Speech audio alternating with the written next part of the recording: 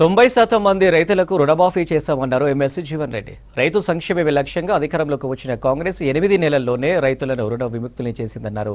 జాతీయ స్థాయిలో పంట రుణమాఫీ చేసిన ఏకైక ప్రభుత్వం కాంగ్రెసే అన్నారు. బీఆర్ఎస్ బీజేపీ రాజకీయం చేస్తున్నాయని మండిపడ్డారు జీవన్ రెడ్డి. ఇచ్చిన 10 ఏళ్ళకి ఇంత ఇచ్చినామని చెప్పంటారు. 10 ఏళ్ళు అంటే 2 టర్మ్స్. 10 సంవత్సరాల వల్ల ఎన్ని టర్మ్స్ వస్తుంది? 2 టర్మ్స్ వస్తుంది. మొదటి టర్మ్ మీరు ఏదైతే రుణమాఫీ అమలు చేసిన పేర్కొంటుందో అది వడ్డీ మాఫీకి సరిపోయింది. రెండో టర్మ్ లో ఏదైతే ఉందో మీరు 20,000 కోట్లు అమలు చేయవలసింది కేవలం 11,000 కోట్లకి సరిపెట్టి, అంటే మీరు 5 ఏళ్ళైనా కానీ అమలు చేయలేదు. రైతాంగాన్ని వివక్ష గురి చేసిందో నేను పేర్కొట్టుకుంటానని చెప్తున్నాను చెప్పండి. ఇవాళ కాంగ్రెస్ రైతుపై రూపాయి భారం లేకుండా పంటల బీమా పథకం అమలు చేస్తుంది.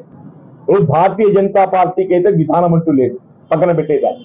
టిఆర్ఎస్ పార్టీకి సంబంధించి కూడా వాళ్ళు కేవలం 2014-18 మధ్య కాలంలో 4 విడతలుగా ఈ ₹1,00,000 అమలు చేయడం జరిగింది రుణమాఫీ. ఈ రెండో విడతకి అది అమలు అయ్యే సమయం 2 సంవత్సరాలు పడుతున్నది.